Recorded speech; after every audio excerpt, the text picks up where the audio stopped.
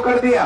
बड़ों का आशीर्वाद, नौजवानों का सहयोग और युवा जोश ने जो अपनी ताकत, अपनी क्षमता, अपनी शक्ति का प्रदर्शन किया है वो बना रहे, क्योंकि इतिहास गवाह है। हिंदुस्तान के इतिहास में जब जब क्रांति की आवश्यकता पड़ी, उसमें जहां बड़ों का मार्गदर्शन रहा, उनका आशीर्वाद रहा, वहां नौजवानों ने अपने ब्लड से, अपने खून से, अपने तेज से, अपने ओज से, अपने जोश से इतिहास को बदलने का काम किया। जोरदार तालियों से वहीं से बहुत बहुत आभार, बहुत बहुत धन्यवाद। और अब आज के इस कार्यक्रम के आयोजक, संयोजक ये मोनू तेवतिया जी हैं, हंसराज जी हैं, जाखड़ साहब और विनेश पंचारी, आप सभी का भी बहुत बहुत स्वागत है, वंदन है। किशोरपुर की सरदारी भी आई है, उनका भी धन्यवाद है, स्वागत है। और आप भैया धर्मेंद्र भाई आजा, नेत्रपाल राठौर जी हैं मौजपुर से, उनका भी स्वागत है। और धर्मेंद्र भाई आपका भी धन्यवाद करेंगे। और आइए धर्मेंद्र भाई अपने विचार रखें।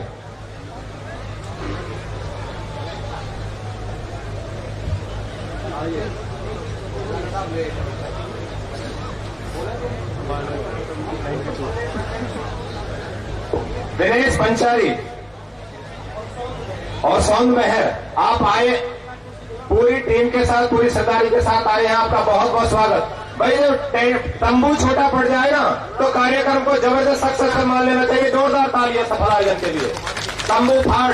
और विजय प्रताप जी देख लियो, ये पलवल जिला ऐसे आयोजन कर रहा है, ऐसे कार्यक्रम कर रहा है कि आयोजक का टेंट भी छोटा पड़ जाता है। ये प्रेम है आप लोगों के प्रति समाज का।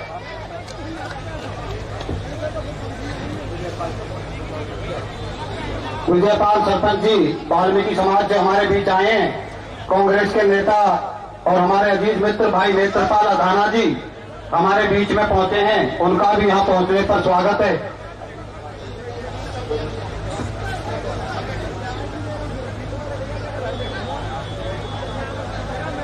आज गांव दुर्गापुर की पावन भूमि पर उपस्थित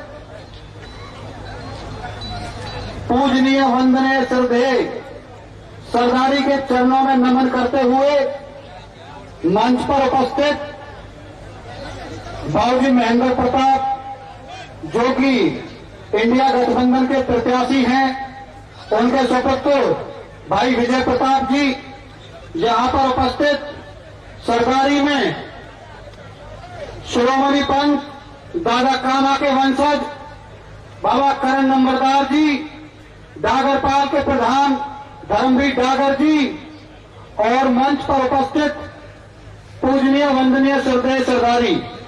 हाथ जोड़ के माफी चाहता हूं, इतना बड़ा मंच है, एक से एक बड़े सरदार यहां पर बैठे हुए हैं। सतवीर शेरावत बार के प्रधान बैठे हुए हैं, मंच पर नहीं आए। राजकुमार तेवतिया हमारे वकीलों के प्रधान, भाई टीकू प्रधान जी, रविंद्र चौहान जी, नरेंद्र चौहान सुक्की जी और बहुत ही पूजनीय सरदारी बैठी है। सबके नाम लूंगा तो बहुत लंबा समय लगेगा। आपके चरणों में निवेदन करते हुए आपसे क्षमा चाहता हूं। यहां पर उपस्थित माताएं, बहनों, पूजनीय बुजुर्गों, नौजवान बच्चों, अभी पिछले दिनों से कुछ घटनाक्रम ऐसा चल रहा था। मैंने पिछले 10 साल से भारतीय जनता पार्टी की सेवा की है।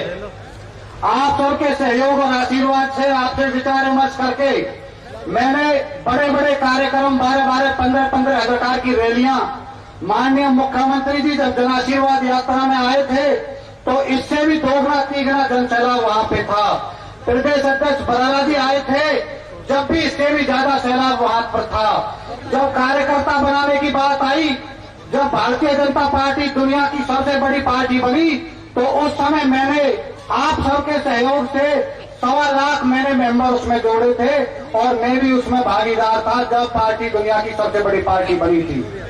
लेकिन पिछले कुछ समय से मैं देख रहा हूं कि माननीय मंत्री जी कृष्णपाल जी के पास तो समय का अभाव है, बड़े नेता हैं, राष्ट्रीय स्तर पर और प्रदेश स्तर पर बड़ी जिम्मेवारियां उन पर रही हैं।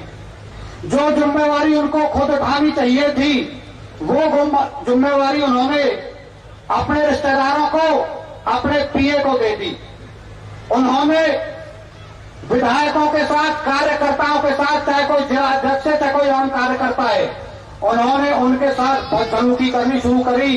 और अगर किसी को यहाँ पर कार्य के आधार पर या योग्यता के आधार पर कोई तोहफा नहीं मिला।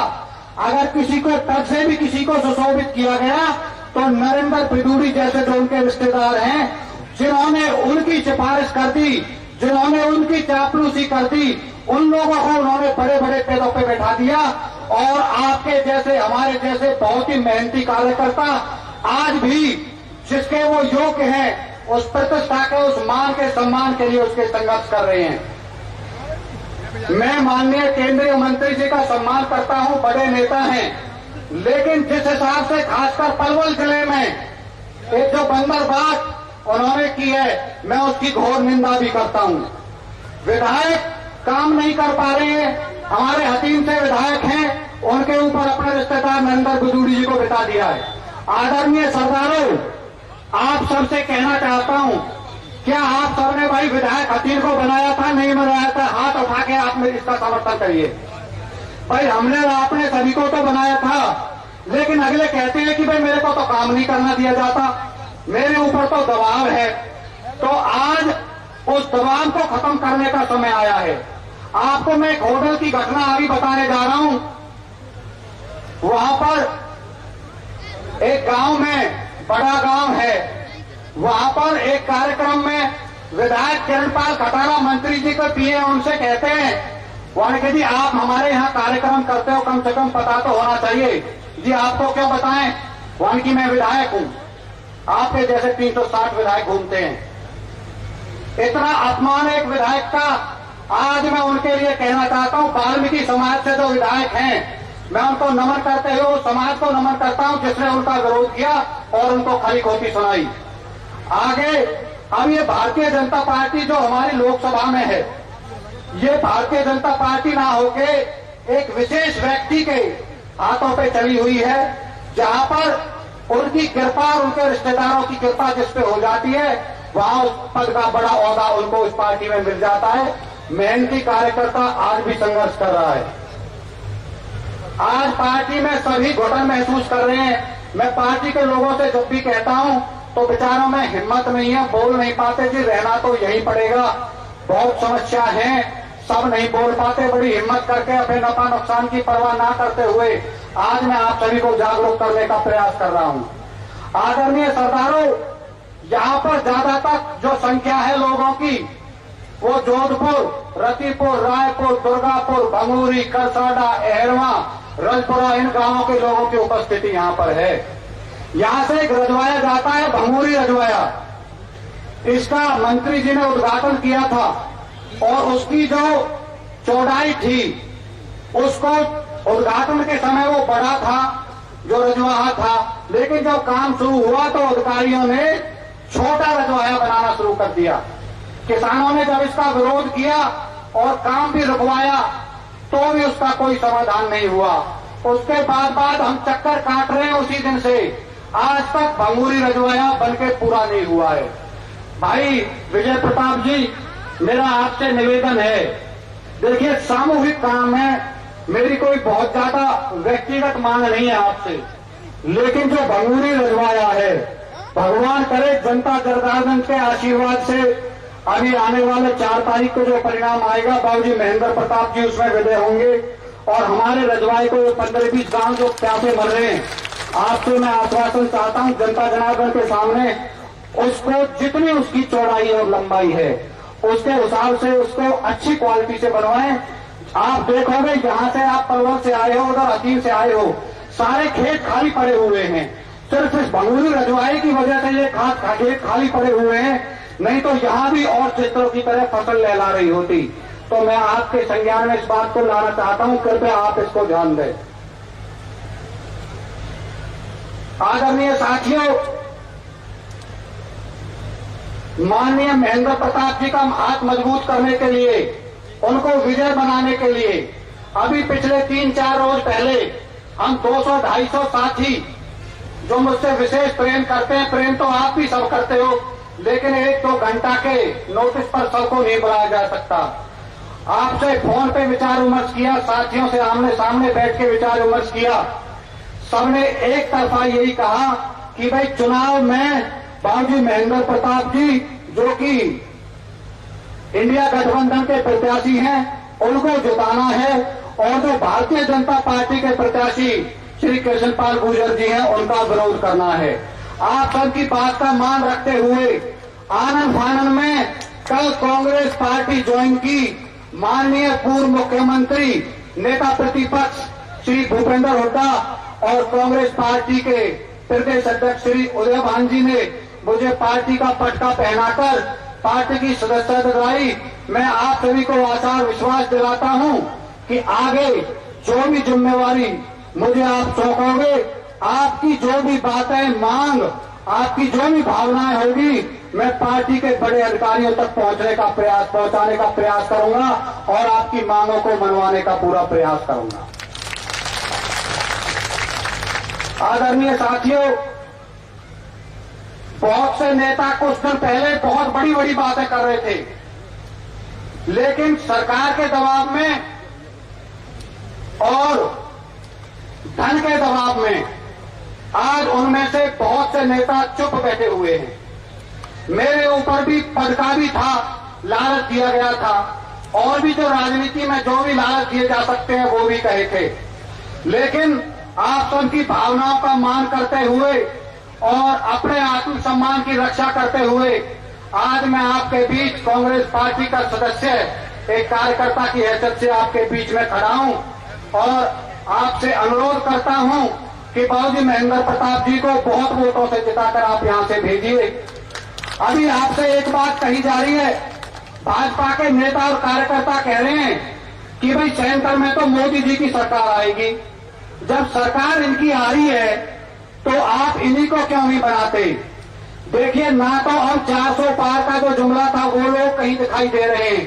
आज आपने बड़े नेताओं के बारे में उनके भाषणों में ये नहीं सुना होगा कि 400 पार।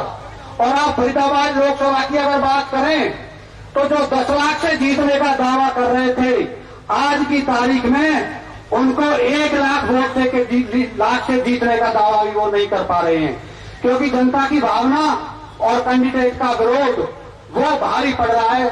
आज इलेक्शन में वो बहुत पिछड़ रहे हैं। मैं आपको सीआईडी, आईबी और इंटेलिजेंस की रिपोर्ट बता रहा हूं और बिल्कुल आत्मा से, दिल से बता रहा हूं। आज की तारीख में आपके प्रत्याशी 1.5 से 2 लाख वोटों से विजयी हो रहे हैं।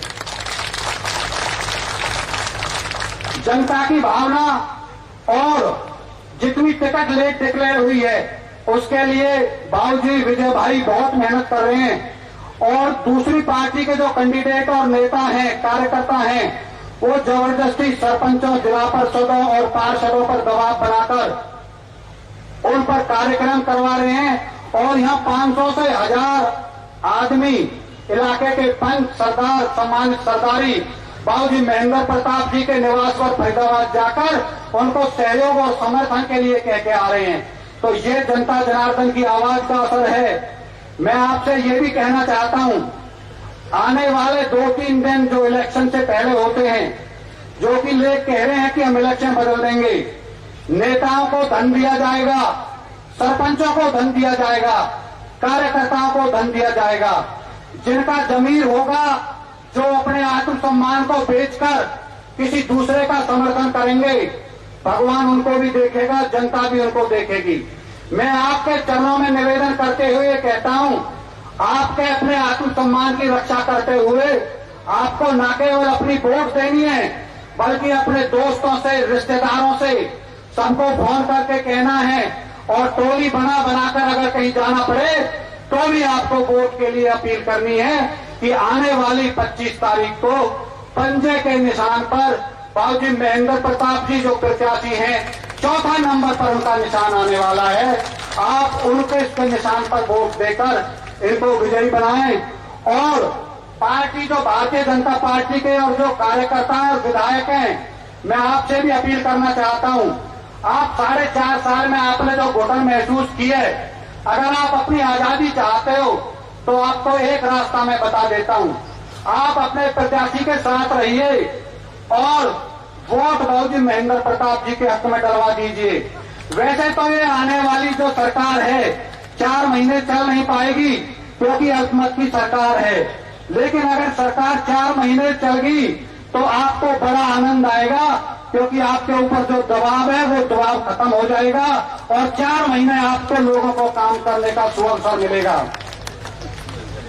सरपंचों से मैं कहना चाहता हूं, मैं भी सरपंच रहा हूं, उनकी मजबूरी भी समझता हूं, उनकी भावनाओं को भी समझता हूं। आज सरकार का दबाव उन पे है। मैं आपसे यही कहना चाहता हूं कि आने वाली सरकार जो प्रदेश में है वो कांग्रेस की सरकार है। अगर कांग्रेस की सरकार होगी प्रदेश में तो आपके सारे काम होंगे। लोकसभा में सांसद को सिर्फ 5 करोड़ मिलते हैं। जितना भी विकास कार्य और जो भी कार्य होते हैं वो प्रदेश सरकार के द्वारा किए जाते हैं। इसलिए आपसे निवेदन है कि जब सरकार प्रदेश में आने वाली है और आपके कागजों में भी कोई कमी है तो आप सिर्फ भारतीय जनता पार्टी की सरकार से ना डरें कि आपके कागजों में बस्ता में कमी है तो ये आपका नुकसान कर देंगे। आप नीति पे चलिए, अपनी भावना को समझिए, जनता की भावना को समझिए और कांग्रेस के पक्ष में वोट दीजिए। मैं आपसे वादा तो नहीं करता लेकिन आपकी बात मैं हाईकमान तक पहुंचाता हूं, भविष्य में आपका कोई नुकसान नहीं होगा। हमेशा की तरह आप हजारों की संख्या में यहां आए। हमारी व्यवस्था बहुत कम रही है आपकी संख्या के लिहाज से। मैंने सोचा था सरकार का दबाव है, गर्मी है, शायद आपकी उपस्थिति कम रहेगी, लेकिन आपकी उपस्थिति ने यह दर्शा दिया कि आपके भाई धर्मेंद्र और आपके बेटे धर्मेंद्र तेवतिया पर और आपके छोटे भाई जितेंद्र तेवतिया पर आपका बहुत स्नेह और आशीर्वाद है। मेरे ऐसे ऐसे भाई जिनकी कमीज की क्रीज नहीं बिगड़ती, जो कभी धूप में नहीं निकलते, आज ऐसे ऐसे बड़े घरों से मेरे युवा साथी और मेरे बुजुर्ग माताएं बहनें यहाँ आई हैं, इस भीषण गर्मी को झेल रहे हैं। मैं आप सबके चरणों में नमन करते हुए आपको आभार व्यक्त करता हूं और ईश्वर से कामना करता हूं कि भगवान आप सभी को सुख शांति और समृद्धि दे, भगवान आप सभी की मनोकामनाएं पूर्ण करे।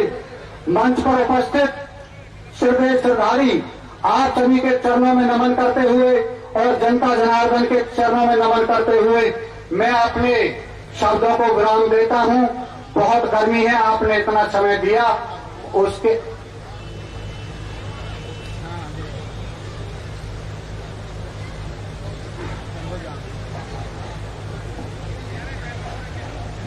अभी एक सूचना मिली है। वैसे तो देखिए मुझ पे बहुत जोर पड़ रहा है आपको गर्मी में ज्यादा देर रोके रखने के लिए, लेकिन एक जो पार्टी का प्रोटोकॉल होता है उसको तोड़ते हुए भी अभी मैं 1-2 साथियों से बुलवाना चाहता हूं, फिर भाई विजय प्रताप जी बोलेंगे। प्रदेश के अध्यक्ष श्री उदयभान जी हमारे बीच में थोड़ी देर में पहुंचने वाले हैं, तो मैं आगे मंच भाई राजेश जी के हवाले करता हूं, आगे ये देखेंगे और आप सभी के चरणों में नमन करते हुए आपका आभार व्यक्त करता हूं। आप सभी का बहुत बहुत धन्यवाद। राम राम। एक निवेदन हो रहा है आपसे, अगर विजय भाई बोलकर जाना चाहें तो आप उन्हें अनुमति देंगे, लेकिन हाथ उठाकर एक और आश्वासन दें कि जब तक प्रदेश अध्यक्ष श्री उदयभान जी अपना उद्बोधन नहीं दें, यहां से हाथ जोड़ के निवेदन है, कोई नहीं जाएगा। भाई कोई जाएगा तो नहीं। हाथ जोड़ के माताओं बहनों से अनुरोध है कि भाई अब के आने वाले चुनाव में पंजे के निशान पर बाबूजी महेंद्र प्रताप को जिताओगे, भाई विजय प्रताप के भाई तरुण तेवतिया जी के हाथ मजबूत करोगे। अगर आप मेरी बात को वजन देते हो, मेरी बात को मानते हो, तो दोनों हाथ उठाकर भाई विजय प्रताप जी को और मंच को आश्वासन दिलाएं कि आप बाबूजी को जिताने का काम करेंगे। बहुत बहुत धन्यवाद। राम राम जी। और देखिए जैसे धर्मेंद्र भाई ने कहा है कि जो प्रदेश अध्यक्ष उदयभान जी वो भी आपके बीच में पहुंचने वाले हैं, तो उससे पहले आप कोई भी जब तक मंच से अनुमति ना मिले, अनुरोध ना हो किया जाए आपसे, तब तक कोई नहीं उठेगा। कृपया आप अपना स्थान रखेंगे। और अब आज के इस कार्यक्रम के केंद्र बिंदु चौधरी विजय प्रताप जी, जो महेंद्र प्रताप जी के सुपुत्र हैं, साहिबजादे हैं, वो आपके बीच अपने विचार रखेंगे। एक बार जोरदार तालियों से। देखिए नेता को आना तभी अच्छा लगता है जब तालियों की गड़गड़ाहट, प्यार दिखता है इन तालियों के माध्यम से।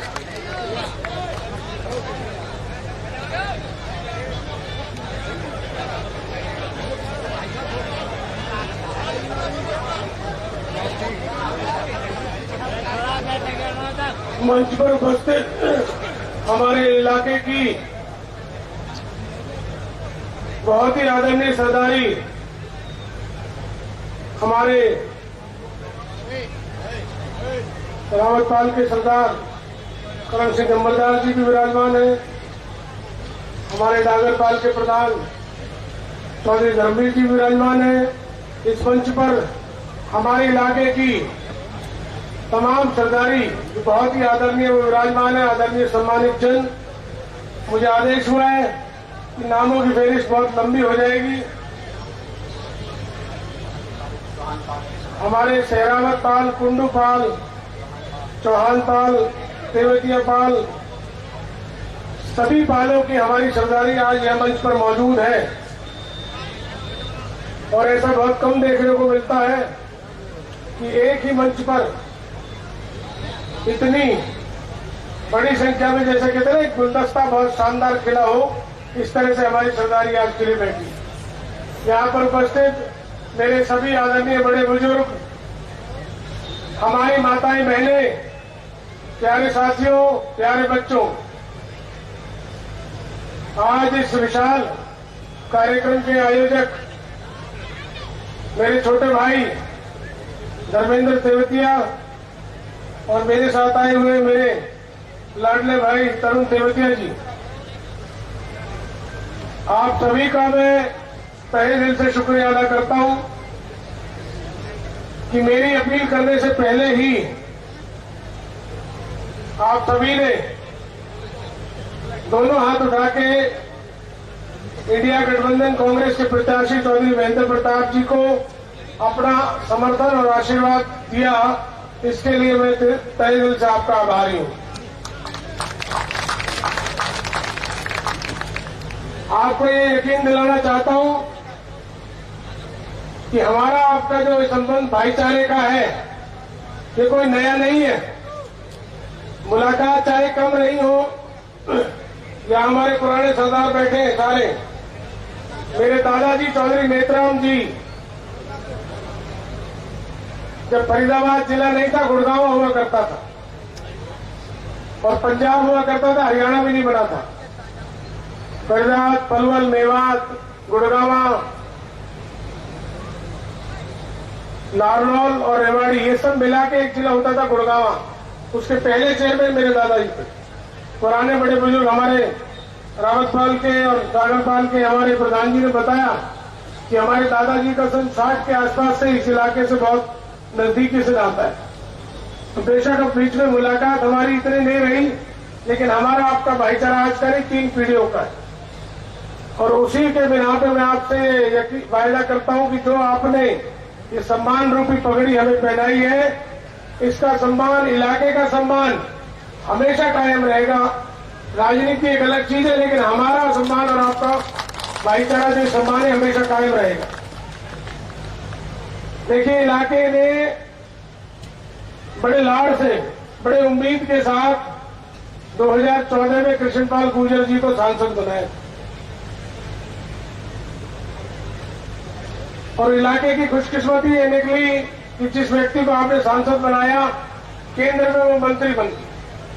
तो पहली बार फरीदाबाद पलवल लोकसभा क्षेत्र से कोई ऐसा आदमी चुना गया जो केंद्र में मंत्री भी बना। तो स्वाभाविक है, लोगों की आशाएं जागनी थी, लोगों का मन सम्मान भी बढ़ना था, बढ़ गया। उम्मीदें बड़ी जागी कि जब केंद्र में मंत्री पद आया है तो इस इलाके को बहुत बड़ी बड़ी योजनाएं मिलेंगी,